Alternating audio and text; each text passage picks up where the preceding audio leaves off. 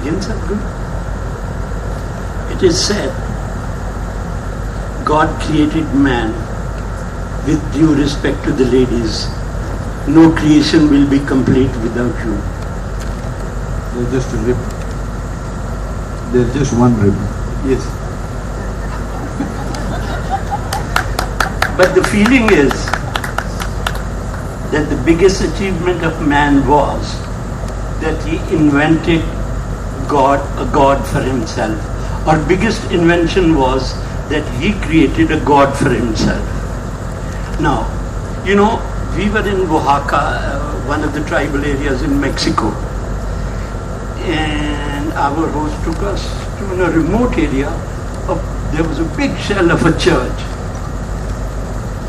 and very long actually, like this. And there was dark inside, but we saw several groups of 20, 30 people sitting and singing and drinking and burning incenses, and each one of the group, they had their own god there. So in that hall there must have been 15, 20 different looking gods. So we wanted to know the story. The story was that each one of them, they make their own god in the lighting of their own vision or themselves, how a god should look. And they begin to pray, Sadhguru. And then they also pray for good life and well-being. And when the god doesn't help them, they get very angry. They break his hand. This god is useless. And then after some time, few days later, if he doesn't do anything, they break his other arm. Then they break his leg. And then they break him, throw him away, and make another god.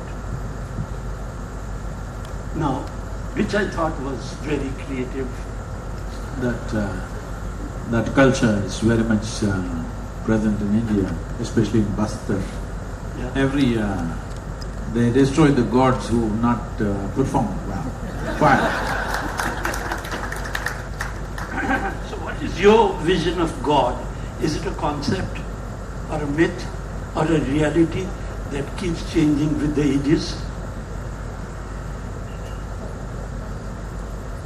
Namaskaram to everyone. See,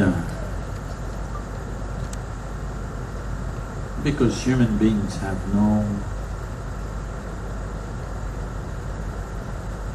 perception of what is the nature of creation or what is the source of creation. The idea of God is something that's come out of this, that we know we did not create all this. Something must have created. Being human, we think somebody must have created. And being human, we think it must be in a human form. But if we make him or her just like us, they look little incompetent, just like us. So we add a couple of more hands or heads to make them a little larger than ourselves. But essentially, this is to fill that gap of ignorance about the nature of our existence and the source of our existence. So, there are cultures, for example in India, and now you're talking in Mexico. I don't know how that can happen in a church, because in a church you can't destroy the God. It's not a living church. It's a shell of a church where these tribals have taken over. So, in this culture, as you know, most of you, you have your own Ishtadevata. That means in this garden, if you like this tree, you can start worshipping this tree. In this country, nobody thinks there's anything odd about it. You're talking about this tree? No. Trees that bear fruit. How do you know that I don't bear fruits? Not those who drop pictures. Drop me, capture. So, nobody thinks anything odd if you suddenly start worshipping that rock in the garden. This is a country where if you start worshipping a rock at the street corner, people, everybody who goes by also just bows down and goes. Well, it's not their god, but it's your god, so everybody bows down for that also. You never know which god will bless you eventually. That's not the point. The question is not about blessing. Blessing is of a different nature. But when we talk about God, we must understand, first of all, there never was a concept of God in these cultures. It's purely from the Abrahamic cultures where the God appeared. Here, you can worship the tree, you can worship the rock, you can worship a stone, you can worship a stick, you can worship a mountain, you can worship a cow, snake, elephant, monkey, whatever you like. Because the culture evolved from the understanding that there is no piece of creation where there isn't an active participation of that which we call as the source of creation. Whether you take a single atom of the cosmos or in between everything else, in every particle of creation, there is an active participation of that which we call as the source of creation. So, either you saw everything as divine or nothing as divine. Both ways it'll work. The moment you say, this is sacred and this is filthy, you will never make it because you have divided the universe. The division of the universe has happened only in the human mind, nowhere else. In the existence, nothing can be divided, it's all happening as one massive happening. It's only in the human intellect that it's divided, that something is sacred, something is filthy, something is good, something is bad. This is a very juvenile way of using one's intellect, which is new for the human being. When I say new, in the evolutionary scale of things, this level of cerebral activity, this level of intellect is a new happening. Still people have not figured how to use it. They're using it only to divide, they're not using it to penetrate. You said they looked for gods in human bodies, which is also the fact No, of they did not look for gods in human bodies. No, because… Their imagination is such, because we are like this, we think God should be a big me. Yeah, precisely that meant, sorry. Now, Gautam Buddha, Christ, Guru Nanak, Allah, and even Ram and Krishna came in human body. I'm not sure about Ram and Krishna because they were maybe mythologically What happened to you? But you saying Allah came? I must say that whenever I am in problem, sometimes I say, oh Allah, please help me. When in another situation I can say, oh Christ, why are we stuck here? Ram or Krishna to bahut baad mein aate hain. This is how it has been happening. No, I said Muhammad. Allah did not walk the planet. Yeah, Muhammad, all right. Now, these were the gods people worship till today. But if my understanding is correct, and maybe Sadhguru will add another dimension, that maybe these individuals in the form of a human body, they were connected with the divine, with the supreme energy, and they were pure souls, so if they touched anybody, they could heal those people, or they could do something magical for them. And they've come and gone, because when Ram Mandir was being demolished, no Ram came down to protect it. Babri Masjid, same thing, no Allah, no Muhammad came down. So where have they gone? Why are we still waiting? Why are we still stuck? See, these stories of magic don't belong to our country or our culture. Here, the Ram went through all the trials and tribulations that every man goes through and 10 times over. What is it that did not go wrong in his life? Just everything. I'm saying the man is born as a king, rightfully coronated, then due to some whatever jealousy, he loses his kingdom and goes to the jungle with his newly married wife. And the Sri Lankan people come and kidnap his wife. And then he goes down looking for her. And then, with the Tamil army, don't forget this. With the Tamil army he wages a war that he doesn't like. Huh? Really, it was Tamil army, huh? Sure. In Dhanishkoti is where they crossed over. So they fight a war that he doesn't like to fight, but he fights because he thinks it's his dharma to get back his wife. And being a king, if somebody took away his wife, he could have found a local solution. But the man loves his wife to such an extent that from Ayodhya down to Sri Lanka, he walks and fights a battle, burns down a beautiful city, gets back his wife. Then a few months of togetherness and she's pregnant. At that time again something political brews up, and as a responsible king, he feels that he should not put down the sanctity of his throne and a dear wife that he loves. He loves her enough to walk all the way down, wage a battle and get her back, and now she sends her into the forest once again, fully pregnant. And for a king, it's very important to have her heir. When the woman is pregnant, how would he send her away? Not knowing whether it's boys or girls, no sonogram to tell him what the hell is happening. And she goes in the jungle and delivers 2 boys. Unknowingly, he fights a battle with his own children. If there is anything truly horrible you can do in your life, knowingly or unknowingly, you kill your own children.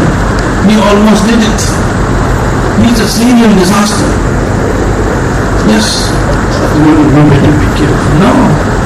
I'm telling you. He's a serial disaster, but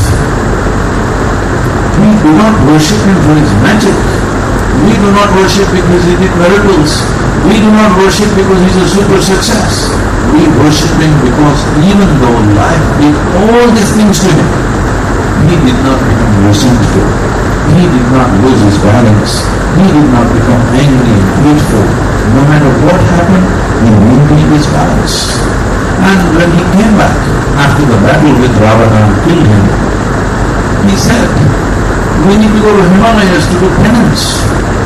Lakshmana said, are you out of your mind? The man stole your wife and you want to do penance for his death? So Rama said, out of his 10 heads, 9 were different types of evil, but one head was that of a Shiva's devotee. I killed a devotee. For that I need to do penance. And he went to Himalayas to do penance. This is the man. It is for this balance that we worship him, not for stupid miracles. People who have got ailments have to know that the ailment and healing of the ailment, the coming out of the ailment or dying for the ailment is their business. Nobody should interfere with that. Well, Sadhguru, I have started slightly different feeling about this. That because of his sacrifice, because of this, and because he I didn't say the sacrifice. I did not know about that. I am saying the balance. Yeah, all right. But you see, the problem with Hinduism is that we've been such mild, loving, caring people that our neighbors kick us nicely and properly.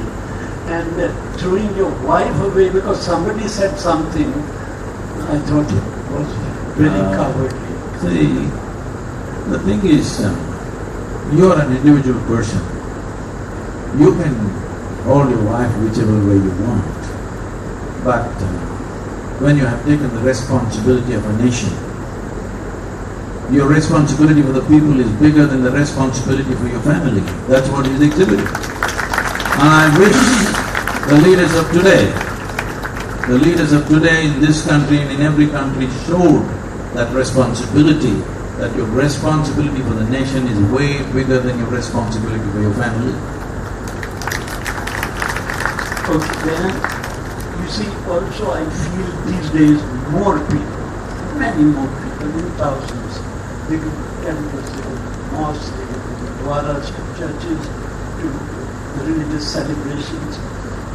And despite the fact that many more people are engaged in such whatever kind of religious activities, the religion has become the biggest weapon against mankind, not only by the extremists but also by the politicians. So where are we going in the name of religion?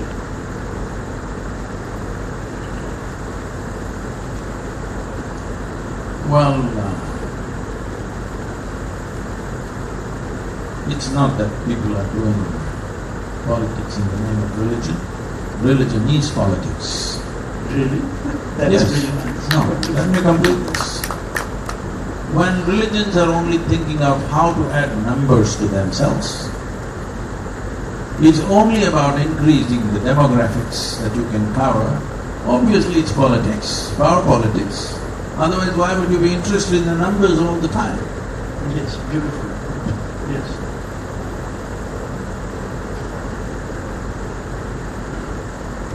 India being an ancient civilization where Adi Yogi, the Hindus here, Adi Shankaracharya, they never believed Hinduism as such. And they talked about explorations of mankind beyond the limits of where we live. Intolerance in the name of religion is a painful feeling. Don't you think, Sadhguru, you need to reinvent, rewrite a holy book born out of instinctive revelations suited to the whole mankind? Won't you like to do that?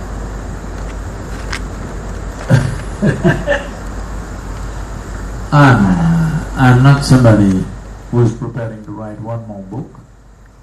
When the book written by the ancient sages and seers, book spoken by Krishna, today's Janmashtami, all this can be interpreted and misinterpreted. Why would I write one more book and do the same folly? So, what I'm creating is a spiritual factory. Yes. Yes. It doesn't matter who comes, we've set up processes. Within 3 days, 4 days, we make sure they experience something. Not teach something, but to experience something. Not believe something, but to experience something. If enough people carry the experience, I have no doubt they will share it with the next generation for sure, 100%. And what makes you think that generation won't share it with the next generation? They will also do that. It is just that you have to give them something precious enough that they can carry within themselves. About this question that you're asking about tolerance and intolerance, if there is, you have traveled everywhere in the world and so have I, if there is any society that you can call as truly tolerant, it's this culture. Let's not forget that. Which other culture can be battered for 1,000 years by invaders and still we accept the people and we are okay with it as long there is no more further aggression? Which other culture will do it? They will hit back. You go to the United States and see, you just saw what happened with 9/11. Just one building you knocked down. They burned down 3 countries, all right? Hello? They just literally burnt out 3 nations because one building came down. How many things have happened to you even in the last 70 years? Forget about the 1,000 years. We are not thinking of burning down anybody. We are only trying how to protect our lives and go on with it. We may burn an individual here and there, that's all. We may burn an individual here and there. See, this burning of individuals, you must understand this. I have lived in rural India. I have personally witnessed 3 lynchings myself. 2 of them were killed. One of them was almost killed, but he survived. One of them was killed because when news just spread out all over that somebody is coming and going to kidnap your children because a dam is being built and children are being sacrificed. I just tried to inquire where the dam is being built. Nobody knows where the dam is being built. And which any family lost one child, nobody has lost a child, but it's on in all these villages, it's just spread. This is before cell phone and social media.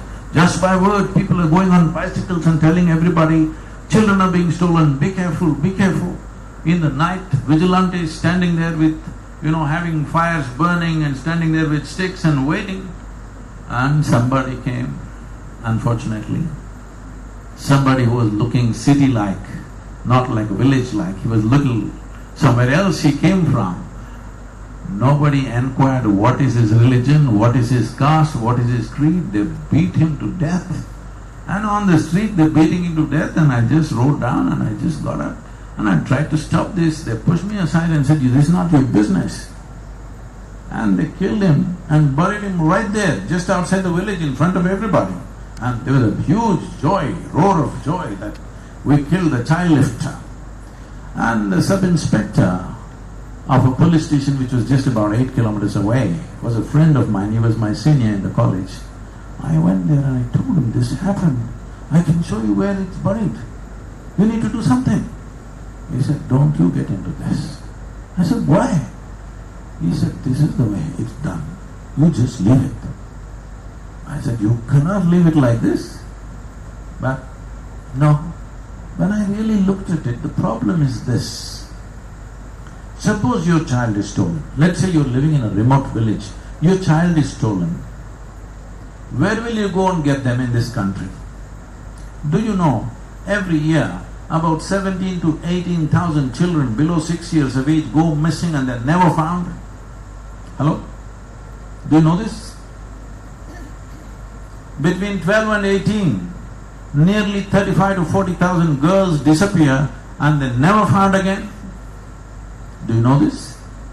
So, if your child goes missing, where are you going to find them? What system do you have in the country that somebody is going to go and locate your child and bring them back to you? So what do you do? I'm asking, what do you do? So people get paranoid. Any strange face that comes into the village, he gets it. Nobody will ask a question. Are you the child lifter? Simply it just happens like that. So, unfortunately, the reach of law in this country has not touched the full geography of this nation. For 1.3 billion people, how many policemen do you have? How much equipment do you have? Can you really enforce law? Are you capable of this, the system? No. Law will work only for those who are well-to-do and who are living in cities. You can give a complaint, you can push somebody, the local MLA, and get something done. Not in remote villages. Nobody goes there. The police station is 15-20 kilometers away. If you call them, they'll come after 3 days. And you think they're going to search for your child if it's lost? So there is paranoia about these things. These things are being misunderstood. The same goes for cows. When a cow is stolen, people get beaten. It doesn't matter which community they are. It's all being made up like it's against a particular community. I want you to know this every year. Every calendar year, over 100 uniformed men, including BSF soldiers, getting killed because of cow smugglers. They kill them. You think they're giving them slow tranquilizers and giving them a peaceful death? They're being beaten and stoned to death. Please ask the police forces. Over 100 policemen die in this country simply being killed by cattle smugglers. And how are cattle smuggled? It is stolen all over the country and moved towards Bangladesh border. At one time, it was also going to Pakistan border, but that's been tightened considerably now.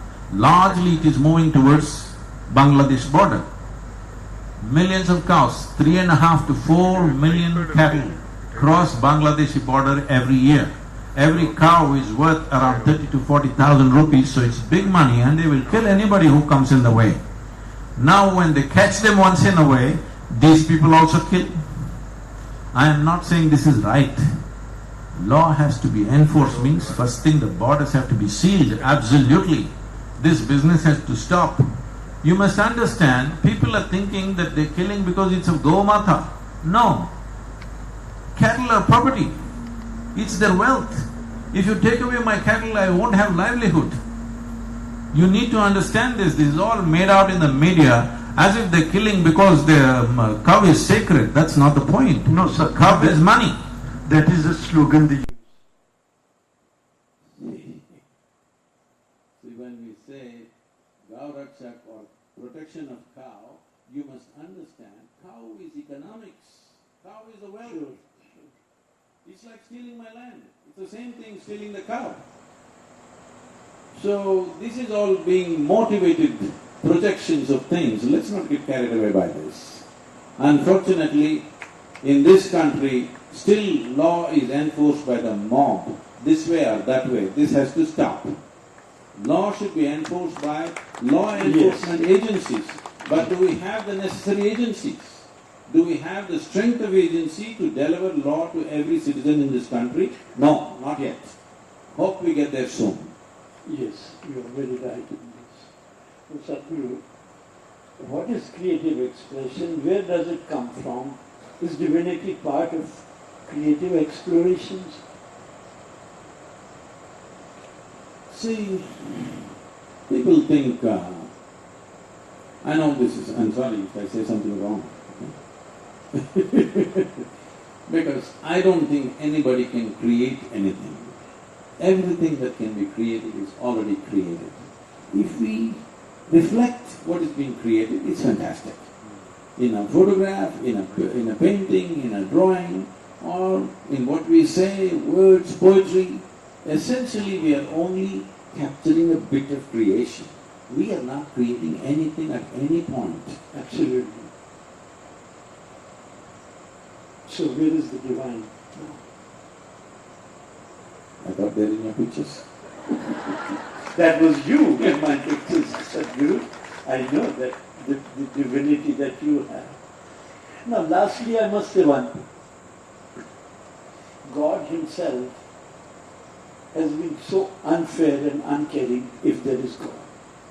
There are rich, there are poor, there are small guys, there are big guys, there are all kinds of faces. There is a country which has beautiful weather throughout the year, and we have hot summer and floods happening now and anything. So God himself has been so unfair to the world. Is there ever going to be a day of redemption? Because even according to me, God will also get punished in the process.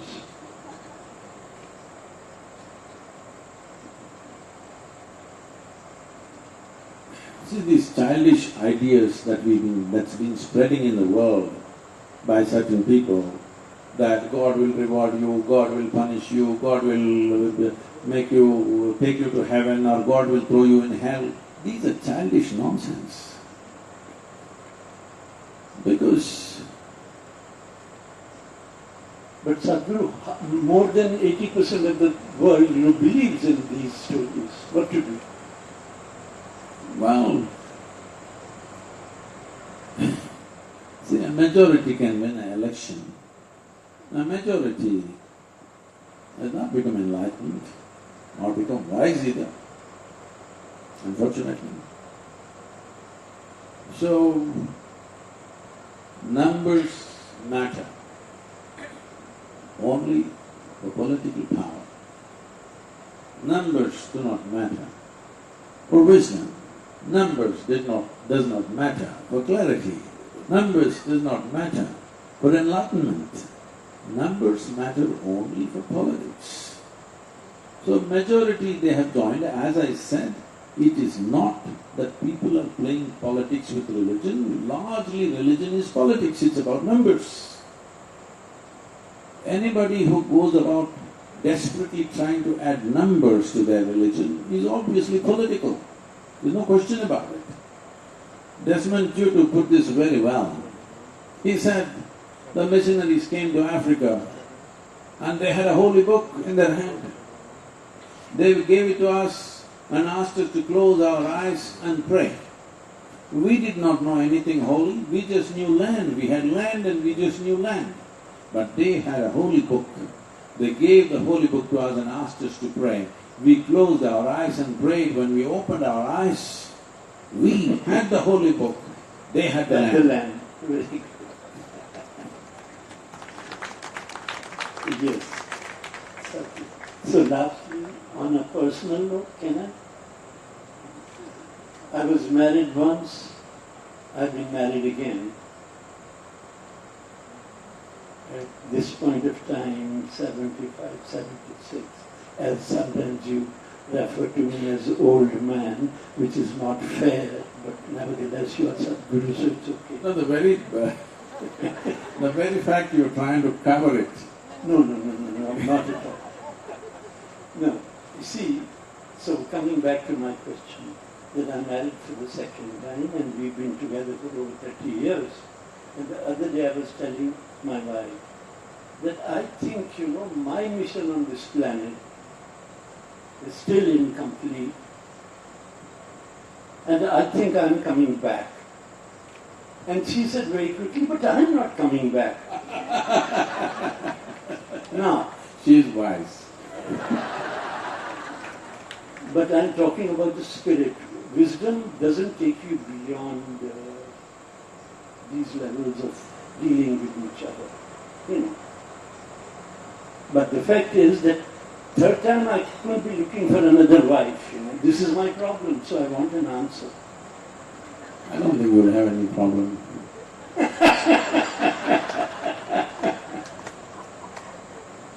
Chalo, Sadhguru, with your blessings.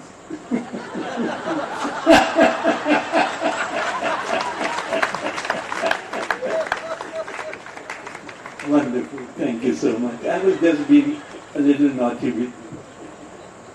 I would like to say that unfortunately I was simply not happy with what's being projected. It's not doing justice to what the pictures are. The pictures are not significant, not because it's a ashram or me or Adi Yogi. The pictures are significant because I don't know, I really don't know how many pictures people have taken of me. It should be millions. But Raghu did capture something. I wouldn't say in every picture, but in a few pictures he captured something that nobody ever captured, which I'm always conscious of. When I say I'm always conscious of, the entire system of yoga is essentially in the physical dimension, it's about geometry of existence.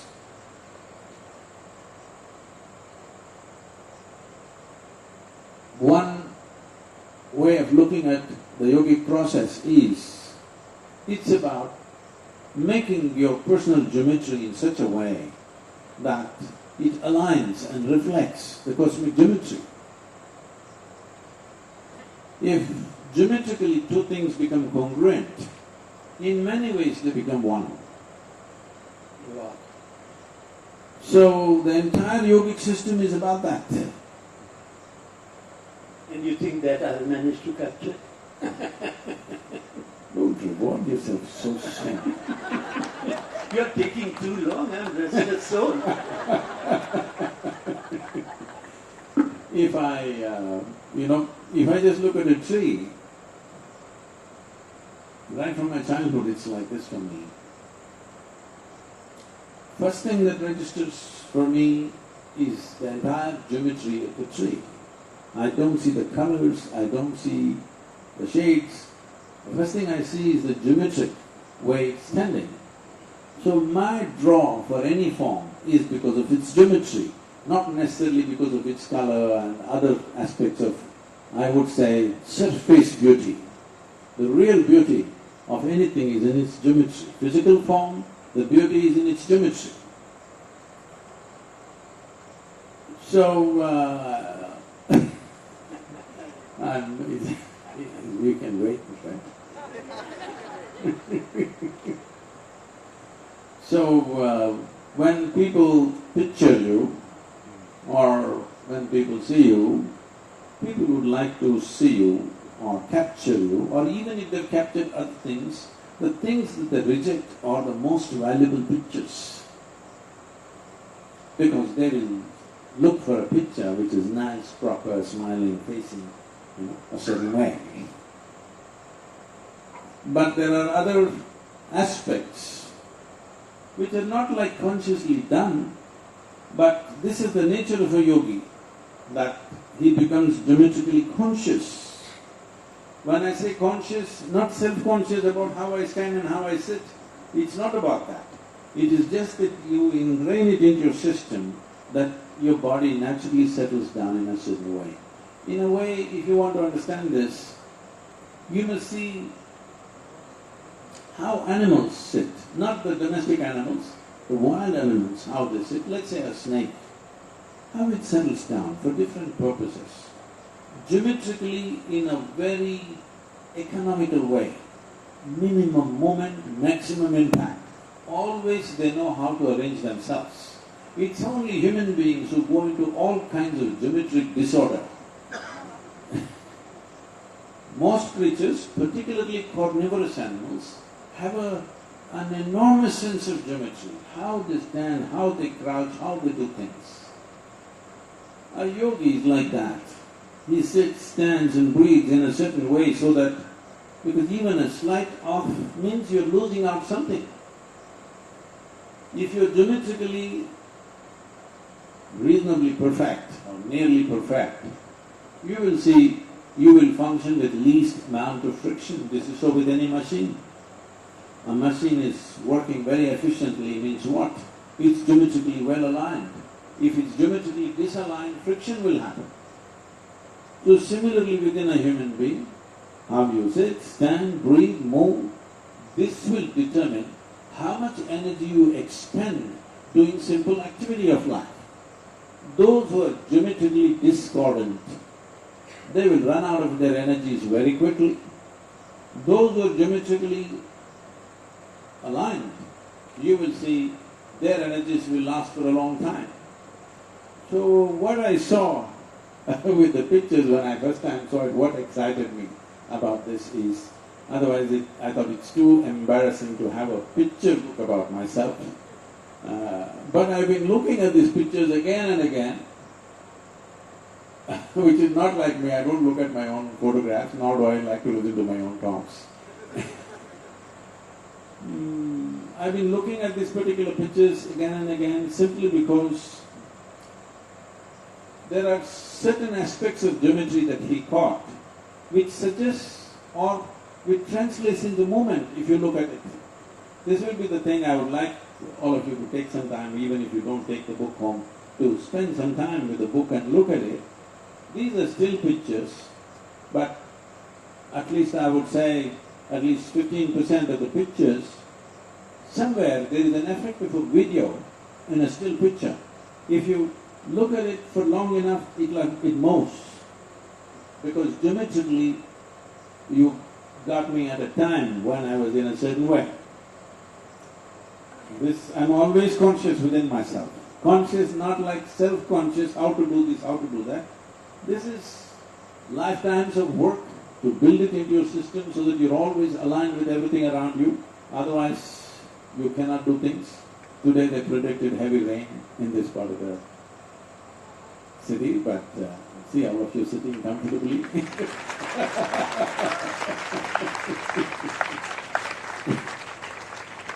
Because the nature of existence, physical existence, is rooted in its geometry.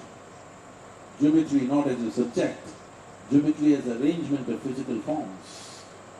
So somewhere I felt there is a certain geometric beauty to some of the pictures. At least 15% of the pictures have captured that moment in such a way, it's not a moment, it's a movement of things. That's what excited me when I saw his first images. I was thinking, Raghu went on saying, Sadhguru, you can't treat me like a photographer, I'm not a photographer. Then I said, what the hell are you then? You got a camera, so you're a photographer. He said, no, I'm not a photographer. Then as I looked at a few pictures, then I said, okay. And something that I never did till now, I never allowed any photographer to enter my home and shoot pictures. He's the first photographer who entered the house and took pictures. So, I wanted to enjoy the art behind it, not just seeing your Sadhguru there, but I want you to understand, because you need to bring this into your life, that your life in some way has to be geometrically congruent. Only then you live a very smooth life. Otherwise everything will be friction, somewhere or the other. So, thank you very much. Thank you, Sadhguru. Last bit. Now, you reconfirm my idea or thought about coming back to this planet, because you said I have managed to capture 15% and 85% is a huge amount that I can't afford to give up.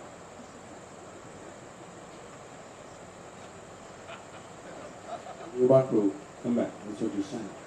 Is there anybody who is willing for the third shot at him? Not from this class. If there is one, that has to be only one. Please come on, you can't make such an announcement for him. I'm excited. Thank you very much.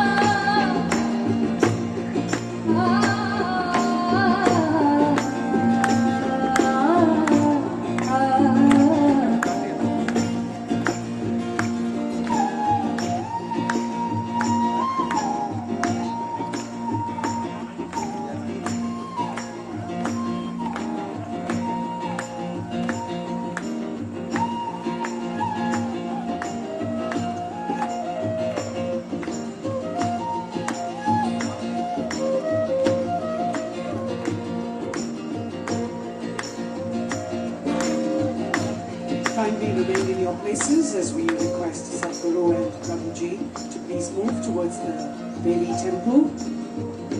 And then after a little ceremony there, they move on to the exhibition hall. Please remain in your places, ladies and gentlemen.